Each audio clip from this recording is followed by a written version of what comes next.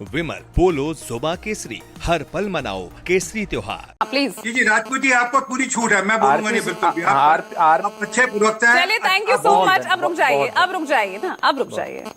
सुरेंद्र जी। RP Singh ji भले इंसान है, इनका दिल कहीं और है, दिमाग कहीं और है। अभी आरपी सिंह जी कह गए कि तेजस्वी जी बहुत अच्छे इंसान हैं। बिल्कुल है भाई। ऐसा करो, तेजस्वी जी को मुख्यमंत्री घोषित कर दो। आप भी अपनी तरफ से खुला समर्थन दे दो, चुनाव मत लड़ो, तेजस्वी जी को आप बनाओ ना। एक मिनट सर, मेरे मुंह आरपी सिंह जी प्लीज बीच में इंटरवीन मत कीजिए। बस देखिए, एक गुजारिश मेरी आप सभी से, प्लीज आरपी सिंह जी आपसे भी गुजारिश है, बीच में इंटरवीन मत कीजिए। मेरे मुंह में शब्द मत डालिए, आप अपनी स्टेटमेंट दीजिए, अपनी बात कीजिए, मेरे मुंह में शब्द मत डालिए। ठीक है, थोड़ा सा धैर्य रख लीजिएगा, थोड़ा सा बीच में मत बोलिए, बाद में कह दीजिए। सुरेंद्र जी। हाँ, तो इन्होंने कहा तेजस्वी जी बहुत अच्छे इंसान हैं, तेजस्वी जी ऐसे इंसान है, राहुल जी को समझ गए हैं। चलिए, समझ गए, बहुत अच्छी बात है, राहुल जी को समझ गए हैं। आप ऐसा करो, भारतीय जनता पार्टी वालों, तेजस्वी जी को मुख्यमंत्री आज घोषित कर दो, बना दो। बिहार में चुनाव जो है उसके बाद एक तरफा हो जाएगा। आप लोग भी कह दो, बहुत अच्छी बात है, हम लोग तो इसका भी स्वागत करेंगे। नीतीश कुमार जी अचेत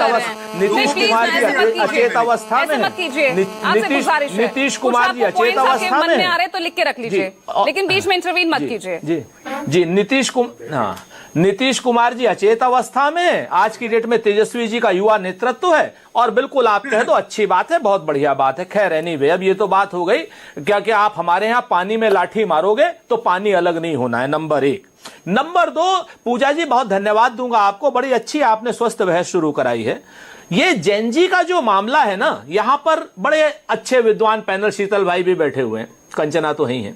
तो ये आप इस चीज को देखिए, जेनजी का मामला द्वापर से, त्रेता से, सब जगह से है। द्वापर में भी कंस ने जेनजी को हल्का समझने की कोशिश की थी, और भगवान श्री कृष्ण को उन्होंने बालक समझा था। और भगवान श्री कृष्ण ने क्या किया था, जेनजी ने उस वक्त के क्या किया था कंस के शासन का, वो सबने देखा। त्रेता में भगवान श्री राम के शासन को, भगवान श्री राम को और क्या नाम, लक्ष्मण जी को रावण ने क्या कहा था जब जनकपुर में, तो कहा था कि नहीं अरे ये 2 बालक, तो उन 2 बालकों ने रावण की लंका लगा दी थी। तो ये जेनजी जो है हमेशा ही सत्य के लिए, कथ्य के लिए, तथ्य के लिए खड़े होते हैं। ये अपने आप में सच है। राहुल गांधी जी ने कहां से किसी जेनजी को यह कहा कि नहीं साहब आप अराजक हो जाओ, नहीं साहब आप नेपाल हो जाओ, नहीं साहब आप बांग्लादेश हो जाओ? और क्या भारत की सरकार ऑफिशियली ये कह सकती है कि नेपाल में जो आंदोलन हुआ अराजक हुआ? और अगर अराजक आंदोलन हुआ तो आज की डेट में कार्की जी से, सुशीला कार्की जी से नरेंद्र मोदी जी ने बात क्यों की? और अगर श्रीलंका में भी जेनजीज ने आंदोलन अराजक किया तो वहां के राजपक्षे को हटाया, और जो इस समय नए राष्ट्रपति उनसे नरेंद्र मोदी जी मिलने क्यों गए? देखिए, पड़ोसी देशों में क्या हो रहा है इस चीज को लेकर के कोई मतलब नहीं है, कोई लेना देना नहीं है। और मैं आपको बता दूं, पूरी दुनिया में जिधर जवानी चलती है उधर जमाना चलता है।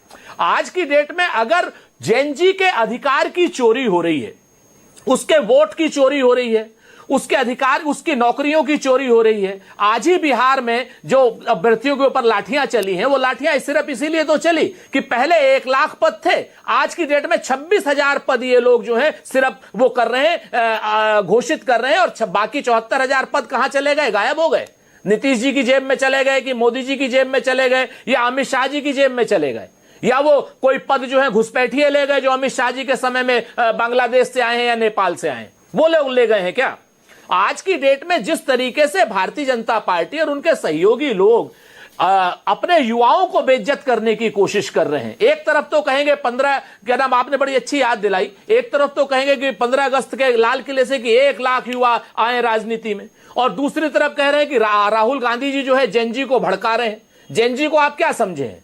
हमारे देश के युवाओं को आप क्या समझते हैं? मूर्ख समझते हैं क्या? वो अपने रोजगार की बात नहीं करेगा क्या? वो अपने वोट की बात नहीं करेगा क्या? वो अपने अधिकार की बात नहीं करेगा क्या? महंगाई की बात नहीं करेगा क्या? वो ये बात नहीं करेगा कि देश पर 2014 में 55 लाख करोड़ का कर्ज था, आज की डेट में 250 लाख करोड़ का कर्ज है?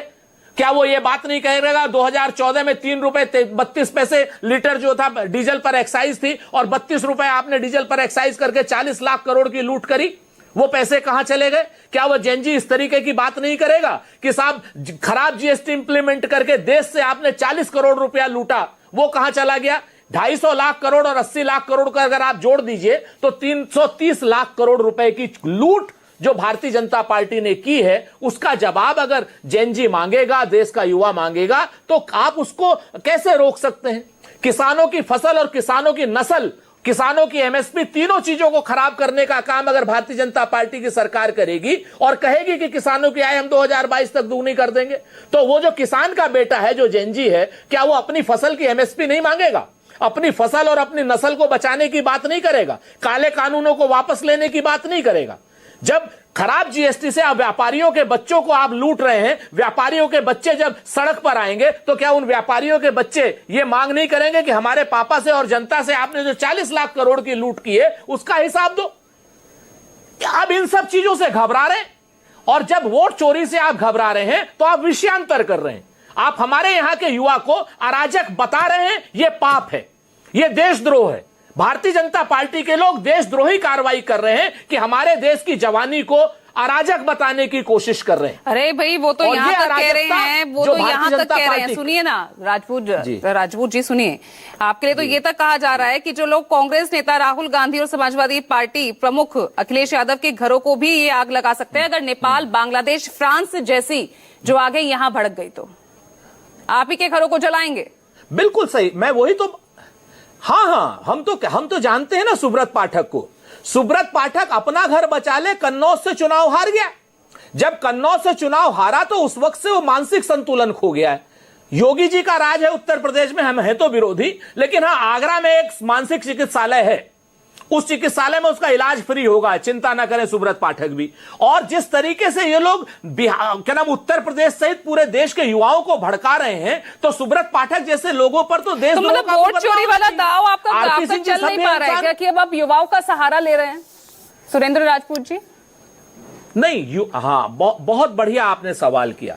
सच बात यह है कि हमारा वोट चोरी का कोई दाव ही नहीं है पूजा जी। वोट चोरी तो हो रही है, वोट चोरी तो आपके सामने है। वोट चोरी करने की कभी जायज कोशिश होती है, कभी नाजायज कोशिश होती है, कभी ये लोग सफल हो जाते हैं और कभी असफल हो जाते हैं। हाइड्रोजन बम आया नहीं ना कल, इंतजार करते रह गए, तैयारियां पूरी नहीं थी आपकी, यह सबूत नहीं मिल पाया। अभी कहते हैं ना कि ना, हम उसको ब्लैक एंड व्हाइट में कर रहे हैं। कहते हैं ना, वक्त आने पर बता देंगे तुझे आसमां, हम अभी से क्या बताएं क्या हमारे दिल में है। अभी तो अलंद की चोरी ये लोग नहीं बता पा रहे हैं। उस अलंद में ये कह रहे हैं कि साहब चोरी ही नहीं हुई, और दूसरी तरफ चुनाव आयोग कह रहा है हमने एफआईआर भी कर दी। एक तरफ कह रहे हैं कि हमने बिंदुवार जवाब दे दिया, दूसरी तरफ आईपी एड्रेस दिया ही नहीं, कह रहे मोबाइल नंबर हमने दे दिया। अरे भाई, मोबाइल नंबर से नहीं आईपी एड्रेस मिलेगा, ओटीपी की ट्रेल्स आपने सीआईडी को दी, कांग्रेस मांग रही है क्या? 18 लेटर कांग्रेस ने लिखे क्या? कर्नाटक की सरकार ने लिखे, कर्नाटक की सरकार आरपी सिंह जी कह रहे थे भाई बिंदुवार तरीके से कल इसी ने लिखा है कि भाई दी गई है डिटेल्स। झूठ बोल रही है। अरे सर मैं फिर से अरे आरपी सिंह जी आराम से रहिए, बीपी हाई हो जाएगा आपका। मेरा बीपी ठीक रहता है, चिंता मत करिए। अगर इन्होंने आईपी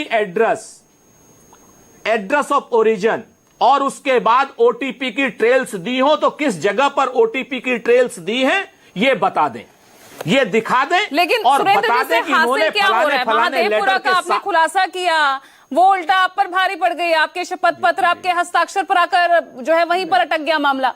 अब आप एक और सबूत रख रहे हैं, हाइड्रोजन बम। चलिए देखेंगे कब आएगा, वो तो देखा जाएगा। बिल्कुल, हाँ, पूजा जी आपका सवाल बहुत जायज है, और ये लोकतंत्र का सवाल है कि इससे हासिल क्या हो रहा है। इससे जो हासिल हो रहा है ना पूजा जी, वही तो आरपी सिंह जी की पार्टी के लिए परेशानी का विषय है। आज की डेट में जो जेनजीज के नाम पर ये लोग कह रहे हैं कि आंदोलन हो जाएगा, अराजक हो जाएंगे, डर है, ये डर ही तो भारतीय जनता पार्टी का। इसी तरीके से फिरौन भी डरा था, इसी तरीके से कंस भी डरा था, इसी तरीके से रावण भी डरा था। आप जान लीजिए, विदेशों की बात छोड़ दीजिए, जब इनको जवाब दीजिए अनुप्रिया जी, जवाब दीजिए भाई, ये जेनजी